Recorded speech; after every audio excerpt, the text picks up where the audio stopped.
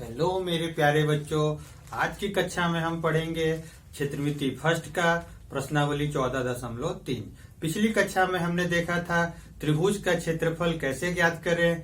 इस क्लास में हम देखेंगे कि समचतुर्भुज का क्षेत्रफल और समलंब चतुर्भुज का क्षेत्रफल हम कैसे ज्ञात करेंगे। आइए हम देखते हैं। सबसे पहले समचतुर्भुज। समचतुर्भुज होता क्या है, ये हमारा चित्र है समचतुर्भुज का।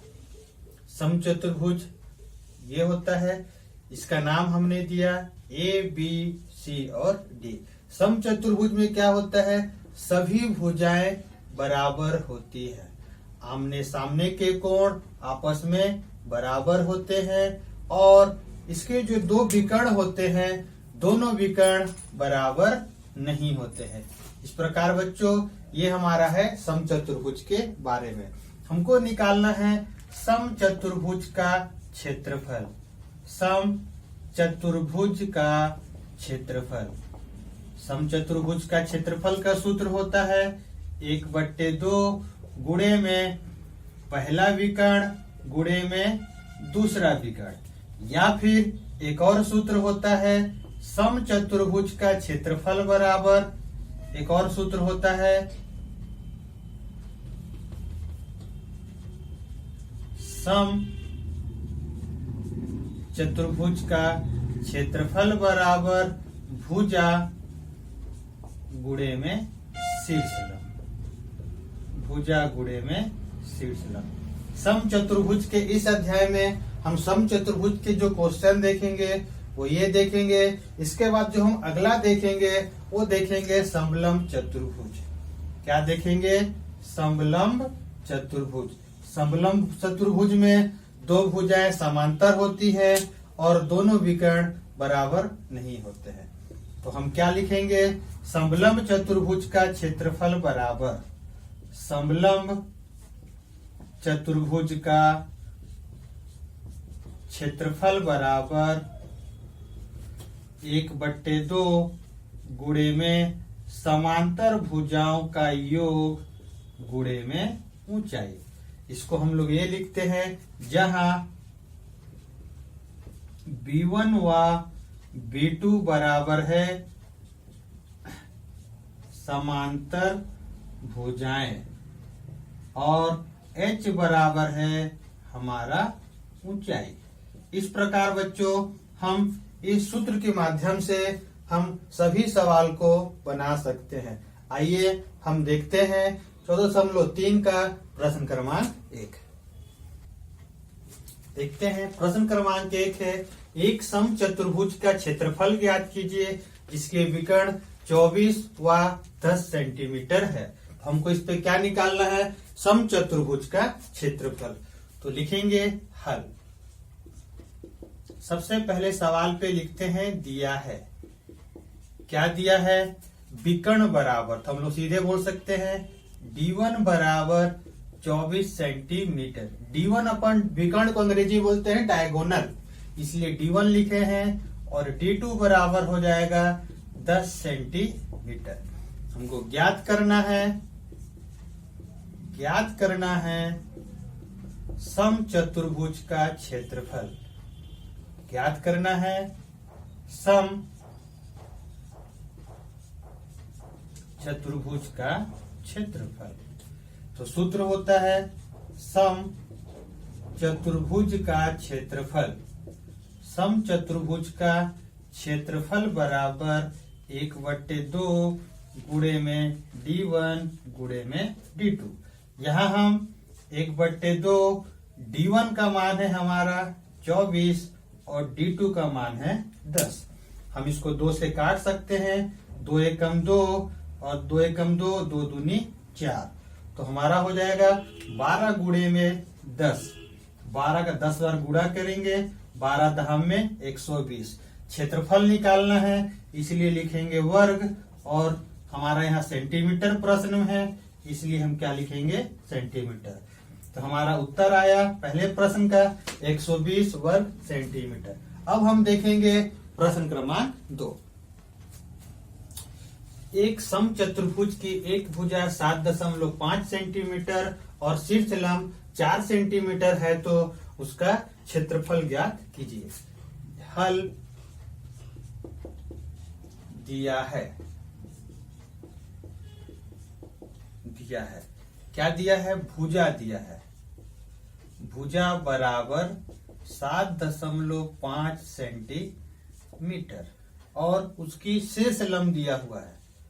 शीर्ष लंब बराबर 4 सेंटीमीटर। ज्ञात करना है,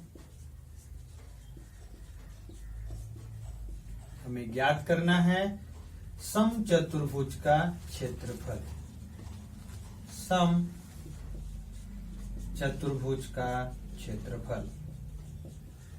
तो बच्चों यहाँ दूसरा वाला सूत्र लगेगा, क्योंकि यहाँ पर विकर्ण ना देके भुजा और शीर्षलंब दिया है। इस प्रकार हम लोग दूसरा सूत्र लिखेंगे, समचतुर्भुज का क्षेत्रफल। समचतुर्भुज का क्षेत्रफल बराबर भुजा गुणे में शीर्षलंब। भुजा गुणे में शीर्षलंब। भुजा का मान हमारा दिया है 7.5 और शीर्षलंब का मान दिया है 4। आप इसे गुणा कर सकते हैं। 4 पंचे 20, 4 सत्ते 28, 2 30। पीछे से एक अंक के बाद दशमलव है, तो पीछे से एक अंक के बाद दशमलव लगा दिए। और क्षेत्रफल हमेशा रहता है वर्ग में और सवाल में सेंटीमीटर दिया है। इस प्रकार हम क्या लिख सकते हैं? 30 वर्ग सेंटीमीटर। तो नीचे लिख सकते हैं, अतः सम चतुर्भुज का क्षेत्रफल बराबर 30 वर्ग सेंटीमीटर।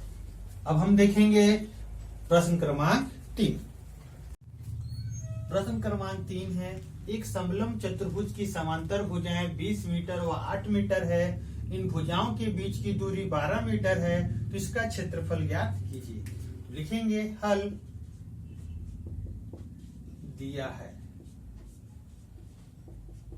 है, बीच की दूरी दिया है, तो B1 बराबर 20 मीटर और B2 बराबर 8 मीटर। उनके बीच की दूरी तो दिया है, उसको कहते हैं ऊंचाई, h बराबर 12 मीटर। हमें ज्ञात करना है समलंब चतुर्भुज का क्षेत्रफल। समलंब चतुर्भुज का क्षेत्रफल। तो सूत्र होता है समलंब चतुर्भुज का क्षेत्रफल बराबर, जो यहाँ समांतर भुजाएं दिया है इसलिए लिखेंगे 1/2 गुणे में समांतर भुजाएं का योग गुणे में ऊंचाई। तो 1/2 हो जाएगा। B1 का मान दिया है 20, B2 का मान दिया है 8 और ऊंचाई का मान है 12। तो हम लोग 2 से काट सकते हैं। 2 एकम 2, 2 छक में 12। तो 20 और 8 जोड़ेंगे तो हो गया 28 गुणे में 6, 6 अट्ठे 48, 6 दूनी 12, 4 16, 168 वर्ग। हमारा सवाल मीटर दिया है, तो मेरा हो जाएगा 168 वर्ग मीटर। इस प्रकार बच्चों हमारा आंसर हुआ 168 वर्ग मीटर। अब हम देखेंगे अगला प्रश्न क्रमांक 4। क्वेश्चन नंबर 4 है, आधार 30 सेंटीमीटर और 24.4 सेंटीमीटर वाले समलंब चतुर्भुज का क्षेत्रफल ज्ञात कीजिए, जिसका शीर्षलंब 1.5 सेंटीमीटर है। तो हल लिखेंगे, दिया है हमारे पास आधार। तो आधार लिखेंगे B1 बराबर 30 सेंटीमीटर, B2 बराबर 24.4 सेंटीमीटर और शीर्ष लंब का ही मतलब हमारा होता है ऊंचाई, h बराबर 1.5 सेंटीमीटर। ज्ञात करना है ज्ञात करना है समलंब चतुर्भुज का क्षेत्रफल। समलंब चतुर्भुज का क्षेत्रफल। तो समलंब चतुर्भुज का क्षेत्रफल होता है समलंब चतुर्भुज का क्षेत्रफल बराबर 1/2 गुणे में समांतर भुजाओं का योग गुणे में ऊंचाई। तो 1/2 हो जाएगा। समांतर भुजा B1 का मान 30 और B2 का मान 24.4 और ऊंचाई 1.5। तो हमारा हो जाएगा 1/2 गुणे में 30 और 20 54.4 गुणे में 1.5। 2 से काट सकते हैं इसे हम लोग, तो 2 से काटेंगे। 2 एकम 2, 2 दूनी 4, 2 सत्ते 14 और 2 सत्ते 14। तो यहाँ पास हो गया 27.7 गुणे में 1.5। तो गुणा करेंगे, सॉरी यहाँ पास गलत कट रहा है, काटेंगे तो हमारा आएगा 2 दूनी 4। तो यहाँ पास हम लोग लिखेंगे 27.2।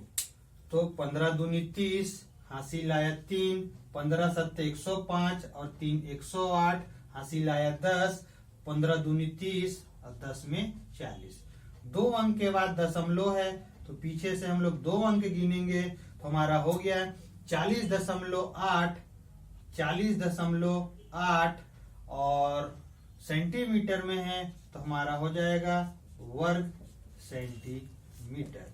बच्चों काटने में विशेष ध्यान देंगे, और 2 अंक के बाद हमारा दशमलव था, इसलिए 2 अंक के बाद दशमलव लगा। इस प्रकार उत्तर हुआ 40.80 वर्ग सेंटीमीटर। अब हम देखेंगे अगला प्रश्न क्रमांक 5। एक समलंब चतुर्भुज का क्षेत्रफल 1.5 वर्ग सेंटीमीटर तथा इसकी ऊंचाई 7 सेंटीमीटर है। समांतर भुजाओं में से यदि एक भुजा दूसरी से 6 सेंटीमीटर अधिक है तो दोनों समांतर भुजाएं ज्ञात कीजिए। तो लिखेंगे हल। हमारे पास दिया है क्षेत्रफल, प्रश्न में दे दिया है क्षेत्रफल बराबर 105 वर्ग सेंटीमीटर, और क्या दिया है ऊंचाई। ऊंचाई इसको अपन बोलते हैं h बराबर 7 सेंटीमीटर। इतना दिया हुआ है। बोलता है यदि एक भुजा दूसरी से 6 अधिक है, दूसरी के बारे में पता नहीं है, जिसमें से लगे उसको माना x मानते हैं। तो माना दूसरी भुजा जिसको हम लोग दूसरी भुजा को किससे दर्शाते हैं B2 से। तो B2 बराबर मेरा क्या हो जाएगा x। तब हमारा हो जाएगा पहली भुजा B1 बराबर उससे कितना अधिक है 6 अधिक है, तो x धन में 6 हो जाएगा। इस प्रकार ऐसे करेंगे। हमको निकालना है समांतर भुजाएं। तो सूत्र होता है समलंब चतुर्भुज का क्षेत्रफल बराबर 1/2 गुणे में समांतर भुजाओं का योग गुणे में ऊंचाई। हमारा क्षेत्रफल दिया है, क्षेत्रफल के नीचे क्षेत्रफल का मान लिखेंगे 105 1/2। B1 का मान हमारे पास है x धन 6 और B2 का मान है x, और ऊंचाई हमारा दिया है 7 हो जाएगा। हम इस सवाल को आगे यहाँ पर बनाते हैं, जगह की थोड़ा कमी होने के कारण। तो तिर्यक गुणा कर देंगे तो 105 गुणे में 2 और x कितना हो गया 2x धन में 6, 7 गुणा में था तो नीचे आ जाएगा भाग में हो जाएगा। इसको हम लोग काटेंगे 7 एकम 7 और 15 सत्ते 105। तो 30 बराबर हो गया 2x धन में 6, तो 6 इधर पक्षांतर कर देंगे तो माइनस हो जाएगा। 30 में से 6 घटाएंगे 24 आ गया बराबर 2x। तो x बराबर हो जाएगा 24/2। कितने बार में कटा? 12 बार में। तो बच्चों x का मान हमारा कितना आ गया? 12 आ गया। x का मान 12 आ गया। अतः हम लोग लिख सकते हैं कि जो समांतर भुजा निकालना था तो B1 के जगह में 12 को रख देंगे तो 12 धन 6 बराबर 18 और B2 का मान 18। ठीक है, तो हम लोग लिख सकते हैं अतः B1 बराबर x धन 6 मतलब 12 धन 6 बराबर 18 सेंटीमीटर और B2 बराबर हम लोग लिख सकते हैं 12 सेंटीमीटर। इस तरह बच्चों हमारा प्रश्न क्रमांक 5 समाप्त हुआ और यहीं पर प्रश्नावली 3 भी समाप्त। अगले वीडियो में देखेंगे हम 14.4। Thank you.